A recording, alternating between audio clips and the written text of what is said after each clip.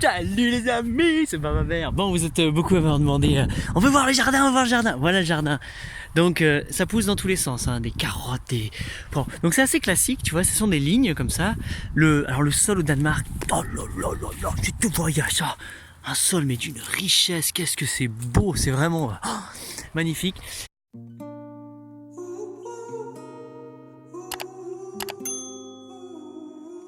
Donc ça c'est par exemple c'est l'espace du jardin des seniors. Donc je vous rappelle, c'est un éco-village, il y a plein de sections dont les seniors, donc les anciens qui vivent ici, et eux ce sont de la communauté la plus organisée. C'est ceux où ils ont vraiment une grosse production alimentaire, où chez eux tout est vraiment bien carré, tout est bien rangé. Bien entendu, forcément on a tous à apprendre de nos anciens.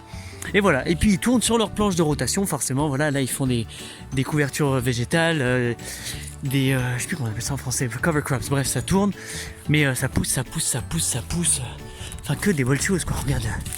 Regarde-moi ça si tu veux, tu vois, elles sont belles, c'est magnifique, c'est très dense, désolé pour le vent, mais c'est le Danemark, c'est très riche, ça pousse dans tous les sens.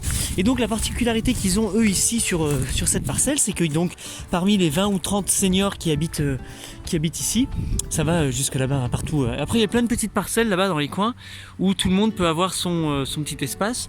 Mais ça c'est voilà nos amis les seniors. Et dedans donc j'ai demandé un petit peu. Il y a un groupe qui est vraiment dédié au jardin, qui adore, c'est superbe. Et par exemple il y avait une dame, elle m'a dit moi je m'occupe des betteraves. Et tiens tu vas voir des bonnes betteraves. Bon, ça pousse un petit peu partout, tu vois, là c'est les petites là qui commencent à prendre. Ça te donne une idée, la lit là. Et en fait n'importe qui peut venir se servir. Enfin chez les seniors ils peuvent venir se prendre à tout moment. Il n'y a pas de comptabilité. Tu viens, tu prends ce dont tu as besoin, il n'y a pas de souci. Et ils piochent dedans petit à petit, clac clac clac clac. Tu vois cette rangée va bientôt être finie. Et ça prend comme ça et ça tourne. C'est absolument génial de voir ça. Et effectivement ça produit beaucoup. Alors c'est relativement classique par rapport à tout ce qu'on pourrait imaginer en permaculture. Mais voilà quoi, ça. Il y a une production comptabilisée qui est là, qui est grande, qui est riche. Regarde-moi ça, qu'est-ce que c'est beau. Donc ça va dans tous les sens. Et bon, je vais pas te prendre trop minutes de vidéo, même si je sais que c'est un grand kiff. Mais il y en a dans tous les sens, dans tous les sens. Les patchs de rhubarbe, plein de rhubarbe ici. Les cassis, les machins. On est en octobre là, on est le 3 octobre, donc forcément tout est presque fini. Mais tu vois, il suffit que je m'aventure et ça rentre au ailleurs. Donc là, ça va être sûrement une des autres parcelles du terrain. Donc les seniors sont là, les propriétaires sont là. Et chacun va venir justement avoir leurs petits endroits, leurs petits patchs. C'est pour ça qu'on voit une diversité dans la façon de faire pousser les choses. Tout le monde n'est pas obligé de faire pareil. Et il y en a qui marchent bien, il y en a qui marchent moins bien. Mais je pense qu'ils s'amusent un petit peu à jardiner de cette façon.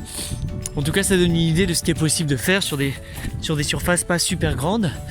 Et puis voilà, ça va dans tous les sens. Et tout le monde expérimente, tout le monde essaie de voir comment faire pousser leur petite abondance. Donc ça, c'est assez sympathique.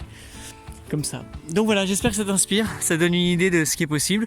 Et ça, c'est au cœur d'une communauté de 270 habitants où les seniors sont essentiellement autonomes en nourriture, en légumes. Les autres, non, sont un petit peu plus dépendants. Pourquoi ? Parce qu'ils vont aussi travailler dans la journée, ils reviennent, donc ils n'ont pas autant de temps à mettre au jardin que les anciens. Mais voilà ce qui est possible, quoi. Donc j'ai été voir dans d'autres... Salut. J'ai été voir d'autres communautés où le système était un petit peu différent. Je te remontrerai, il y a plein de vidéos qui vont sortir.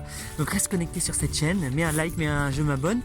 Et je te montrerai par exemple un endroit où une communauté de 150 ou pareil 200 personnes. Eux n'ont pas le temps, ce sont des académiques, ils vont travailler toute la journée, ils reviennent. Et même s'ils avaient l'idée de on va faire du jardin, ils n'ont pas le temps. Et donc en fait ils ont embauché un fermier qui lui s'occupe de faire la production de tout le monde. Et dedans, justement, c'est là où c'est intéressant, c'est que lui il produit au maximum, de temps en temps il vient le filer un coup de main. Et ensuite eux ils récupèrent tous les légumes et ils ont employé quelqu'un. Bref, je voulais aussi te montrer un truc intéressant, c'est ça, c'est les pommiers, ce que je disais à taille humaine. C'est que ce sont des pommiers, alors il faut que je demande comment ils font, mais des pommiers voilà où tu... Écoute. Oh, c'est bon.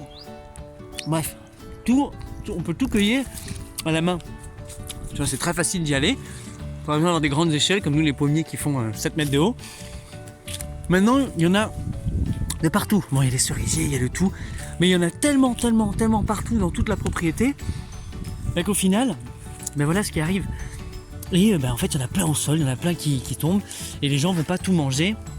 Et ils vont même plus, même ma copine m'a dit, j'ai un petit peu honte, des fois on va acheter des fruits, et des fois j'achète même des pommes. Non, je dis quoi? Elle me dit oui. Donc voilà, enfin bref, la production alimentaire, c'est possible de la faire en grosse quantité. Ça te donne une idée aussi de la taille d'un pommier adulte, tu vois, qui est là où ils peuvent venir prendre, de la quantité que ça donne quand vraiment ça commence à donner. Donc mettez des fruitiers, mettez un petit peu de tout. Et autour, tu vois, ils sont restés très simples. Moi, je densifie beaucoup plus, mais ils sont restés très simples. Ils mettent un arbre fruitier là, un arbre fruitier là, un arbre fruitier là.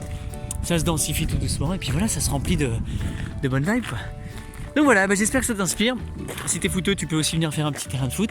Et tout le lieu comme ça, voilà, c'est assez grand, c'est absolument fascinant à voir. Donc voilà, très bonne journée, j'espère que ça t'inspire. Et peut-être qu'un jour, toi, tu lanceras ce genre d'initiative, ou que tu rejoindras une initiative comme celle-là.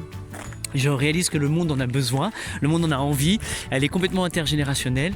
Il y a beaucoup une grosse diversité de personnes qui habitent ici, ils ne se ressemblent pas tous, ils n'ont pas du tout le même âge, le même background, et pourtant ça collabore, ça cohabite, c'est assez sympathique, assez fantastique. Donc voilà, c'est au Danemark, à Munsego, à côté de Copenhague. Voilà, ciao ciao.